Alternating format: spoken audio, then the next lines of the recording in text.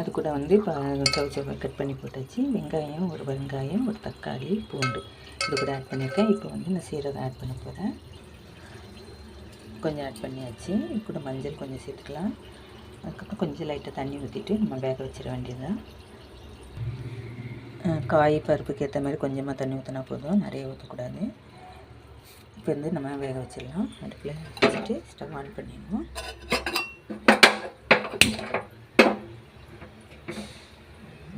இப்போ குக்கர் வந்து நம்ம போட்டு மூடி வச்சிடலாம். அதுக்கு முன்னாடி கொஞ்சம் உப்பு கூட ஆட் பண்ணிக்கலாம். நம்ம இதுக்கு உப்பு ஆட் பண்ணிக்க போகிறோம். இதில் கொஞ்சோண்டு உப்பு ஆட் பண்ணிடுவோம். நல்லா வேகட்டும். ஒரு 2 விசில் வந்தால் கூட போதும். காய் வந்துடுச்சுன்னா நம்ம அப்படியே தாளித்து எடுத்துட்டோம்னாமே இந்த கூட்டு ரெடி ஆகிடும். மூடி எடுத்து போட்டுருவோம். காய்க்கு பச்சை மிளகா போடணும். அதுக்காக நான் பச்சை மிளகா பறிக்க செடிக்கிட்ட வந்துட்டேன். பச்சை மிளகா பறிச்சிக்கிறேன் தேவைக்கு. நான் வந்து 1 காய் இல்லை 2 காய் தான் போடுவேன், ரொம்ப போட மாட்டேன். நான் காரம் சாப்பிட மாட்டேன். அதனால் நீங்கள் காரம் வேணுன்றவங்க அதிகமாக போட்டுக்கலாம். இப்போ 4 இது பறிச்சாச்சு, போதும் எனக்கு. இதில் வந்து இந்த 2 காய் போட்டுக்கிறேன். இந்த பிச்சு போட்டுருவோம். அப்படி முடியல. இது போக வந்தோடனே விசில் போட்டுற வேண்டியதுதான். ஆரம்பிச்சு இல்லை விசில் போட்டு விசில் நல்லா வந்துச்சு. கொஞ்சம் ஆற வச்சு எடுத்துகிட்டு தாளிச்சிட வேண்டியதுதான்.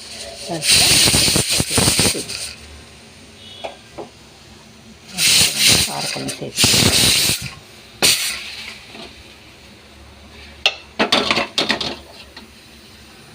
காரக்குழம்பு சேர்த்துக்காக நான் முருங்கைக்காய் பறிக்க தான் வந்திருக்கேன். காரக்குழம்பு வந்து முருங்கைக்காய் போட்டு இன்றைக்கி காரக்குழம்பு சேர்க்குறேன்.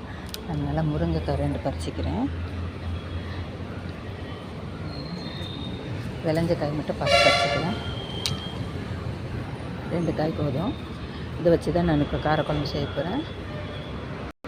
மரத்தில் காய் நிறைய பிஞ்சு பிடிச்சிருக்கு. நிறைய இருந்தனால ஒரு பக்கம் அப்படியே உடஞ்சே விழுந்துடுச்சு. காய் தாங்காமல், வெயிட் தாங்காமல். கடையில் எண்ணெய் ஊற்றியாச்சு. இப்போ கடுகு போட்டுக்கிட்டு கடுகு பொரிஞ்சோடனே வெங்காயம் போட்டுடலாம். கடுகு கொஞ்சம் வெந்தயம் போட்டுக்கணும். காரக்குழம்பு சேர்த்துக்கு எப்பவுமே கொஞ்சம் வெந்தயம் ஆட் பண்ணால் நல்லது. இப்போ வெங்காயம் ஆட் பண்ணிக்கலாம். வெங்காயம் போட்டு கொஞ்சம் வதங்கிட்டே போட்டுக்கலாம். வெங்காயம் போட்டு வதங்கின பிறகு நம்ம முருங்கைக்காவை கட் பண்ணி போட்டுக்கலாம். அதுக்கு மேலே முருங்கைக்காய் வந்து வாஷ் பண்ணி வச்சுருக்கோம். இதை வந்து கட் பண்ணிக்கலாம். நம்ம வீட்டு முருங்கைக்காய் இருந்தால் கூட நம்ம வாஷ் பண்ணி தான் போடணும். ஏன்னா தூசிலாம் நிறைய படிஞ்சிருக்கும். கட் பண்ணி போட்டேன். இப்போ இதை நல்லா வதங்கட்டும். கொஞ்சம் நேரம் நல்லா வதக்கிட்டு அப்புறம் தண்ணி ஊற்றி வேக வைக்கணும். முருங்கைக்காய் நல்லா வெந்தால் தான் நல்லாயிருக்கும். இல்லைன்னா ஒரு மாதிரி கடமை நல்லா இருக்காது, டேஸ்ட் இருக்காது. அதனால் நல்லா வேகணும். இப்போ கொஞ்சம் ஒரு 2 மினிட்ஸ் மட்டும் வதக்கிட்டு நம்ம தண்ணி ஊற்றிக்கலாம்.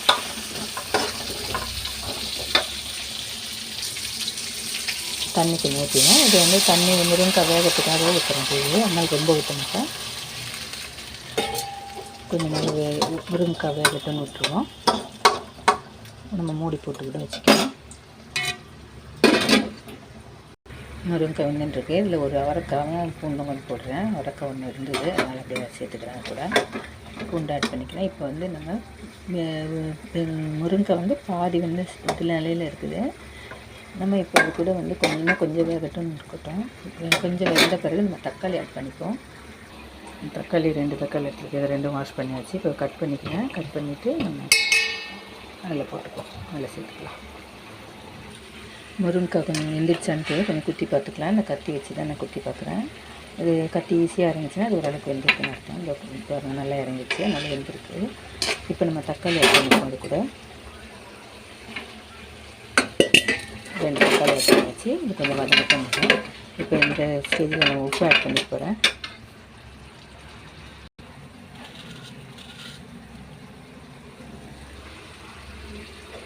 இதில் போட்டுக்கலாம், கரெக்டாக இருக்கும். இப்போ முருங்கைக்காய்க்கு உப்பு பிடிக்கும். இந்த டைமில் நம்ம போட்டுக்கலாம். இது ஒரு 2 மினிட்ஸ் அப்படியே வைப்போம்.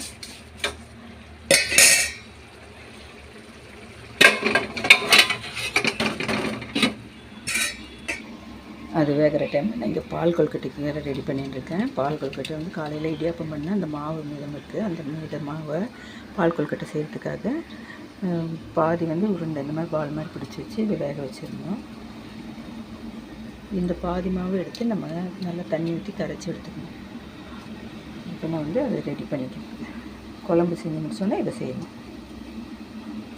தக்காளி வந்து நல்லா வதங்கிடுச்சு. இந்த ஸ்டேஜில் நம்ம மிளகாத்தூள் ஆட் பண்ணிக்கிறோம். தேவையான அளவுக்கு மிளகாத்தூள் போட்டுக்கலாம். காரக்குழம்புனால கொஞ்சம் காரம் தேவைப்படும். இது ஒரு 2 மினிட்ஸ் வதக்கணுன்னா இந்த பச்சை வாசனை சீக்கிரம் போயிடும். அதுக்கப்புறம் நம்ம புளி கரைச்சி வைக்க வேண்டியதுதான்.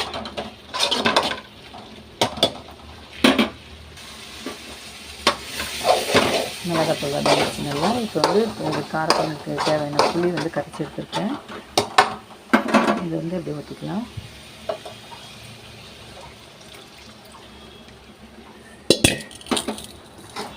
காரக்குழம்பு கொஞ்சம் கட்டியாக வேணும்னா இதில் கொஞ்சம் வற்ற விடலாம். இந்த தண்ணியாக வேணும்னா கொஞ்சம் தண்ணி ஊற்றிக்கலாம். நம்ம இந்த புளிப்பு கொஞ்சம் தண்ணி ஊற்ற மாதிரி இருக்கும். நான் இப்போ கொஞ்சம் தண்ணி ஊற்ற போகிறேன். அதுக்குள்ளே நம்ம உப்பு புளிப்பு காரம் எல்லாம் டேஸ்ட் பண்ணிவிட்டு அதுக்கேற்ற மாதிரி நம்ம அட்ஜஸ்ட் பண்ணிக்கலாம்.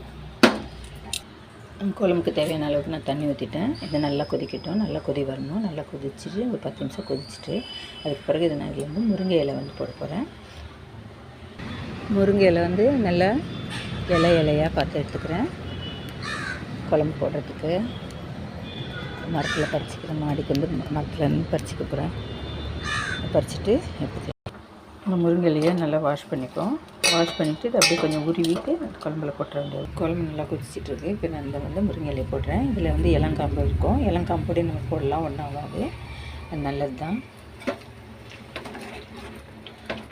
முருங்கை இலை முருங்கை காய் போட்டு காரக்குழம்பு ரெடி ஆகிடுது.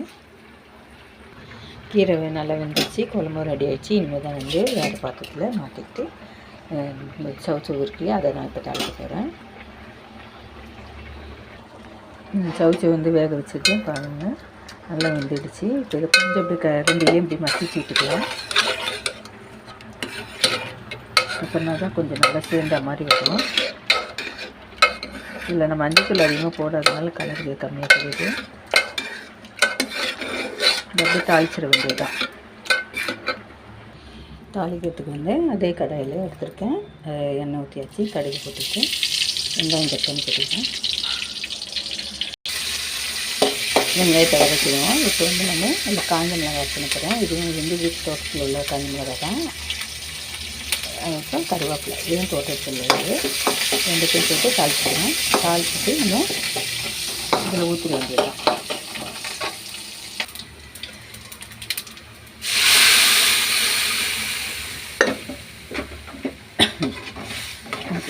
தாளிச்சாச்சு. இது நம்ம டேஸ்ட் பார்த்துக்கலாம். உப்பு எல்லாம் இருக்கான்னு கரெக்டாக பார்த்துட்டு அவ்வளோதான். இது முடிஞ்சிச்சு. ஸோ காரக்குழம்பு வச்சாச்சு. சவுச்சா கூட்டி வச்சாச்சு. இன்றைக்கி சமையல் ரெடி ஆகிடுது. இந்த காய் வேக வைக்கும்போது நிறைய தண்ணி இருந்ததுன்னா நம்ம அதை வேஸ்ட் பண்ண வேண்டாம். தண்ணி வேணால் கொஞ்சம் வடிச்சிட்டு நம்ம என்ன குழம்பு செய்கிறோமோ அதில் நம்ம அதை ஆட் பண்ணிக்கலாம். ஆனால் இப்போ இதில் கொஞ்சம் தண்ணி இருந்ததை நான் காரக்குழம்புல ஆட் பண்ணிக்கிட்டேன். இப்போ இது மேலே வந்து கருவேப்பிலையும் போட்டாச்சு. ஸோ இனிமேல் தேங்காய் சாதம் செய்ய போகிறேன். தேங்காய் சாதம் செய்யறதுக்காக தேங்காய் ஒன்றும் உரிச்சிக்க போகிறேன். நம்ம இப்போ இந்த தேங்காய் இதில் இப்படி குத்தி நம்ம பிடிச்சி எடுத்தோம்னா வந்துடும். பிடிச்சிட்டேன். அந்த தேங்காய் இந்த சின்ன சைஸில் தான் இருக்கும். இப்போ வந்து இதை உடச்சி நம்ம திருவிக்க வேண்டியது தான். தேங்காய் சாதம் பண்ணுறதுக்காக இந்த கடாய் எடுத்துட்டேன். அதில் எண்ணெய் ஊற்றியாச்சு. சோம்பு ஆட் பண்ணிக்கிறோம். சோம்பு ஆட் பண்ணிவிட்டு பட்டை கிராம்பு இதெல்லாம் கொஞ்சம் ஸ்பைசஸ் ஐட்டம் கொஞ்சமாக போட்டுக்கிறோம். இது கூட வந்து வெங்காயம் ஆட் பண்ணிக்கலாம். இதுக்கு வந்து பச்சை மிளகாய் ஆட் பண்ணுவோம். பச்சை மிளகாய் பூண்டு எல்லாம் போட்டுக்கலாம். அந்த ஒரு பச்சை மிளகாய் மட்டும் ஆட் பண்ணிக்கிறேன். பூண்டு வந்து கொஞ்சம் பல்கெல்லாம் வெட்டிவிட்டேன். இதை ஆட் பண்ணிக்கிறேன். இப்போ கருவேப்பிலை ஆட் பண்ணிட்டு இப்போ கடலைப்பருப்பு ஆட் பண்ணிக்கணும். இது கொஞ்சம் நல்லா வதங்கட்டும். கடலைப்பருப்பு கொஞ்சம் பொரிஞ்சு வரட்டும்.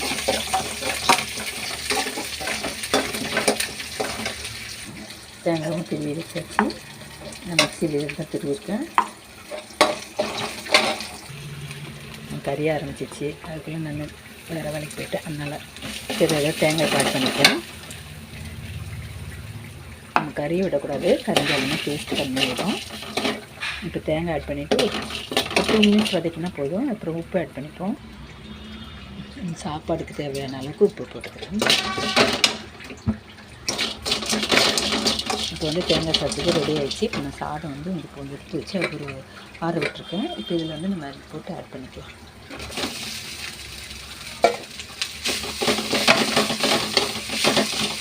தேங்காய் சாதம் செய்கிறது ரொம்ப ஈஸி, சிம்பிளானது. பசங்க ஸ்கூல் இது சாப்பாடு கொடுத்துட்டு கொஞ்சம் ஈஸியாக இருக்கும். கிட்ஸ் அவங்களுக்கு சாப்பாடு கொடுக்குறதுக்கு இந்த மாதிரி மெத்தடு ஈஸியானதாக இருக்கும். இதுக்கு சைட் டிஷ் பார்த்திங்கன்னா உருளைக்கிழங்கு ஒன்று நான் ஃப்ரை பண்ணி வைக்க போகிறேன். அவ்வளோதான் இன்றைக்கி சமையல். இதுக்கப்புறம் பால் கொழுக்கட்டை செய்யணும். இதுதான் என்னுடைய இப்போ கிச்சன் ஒர்க்கு.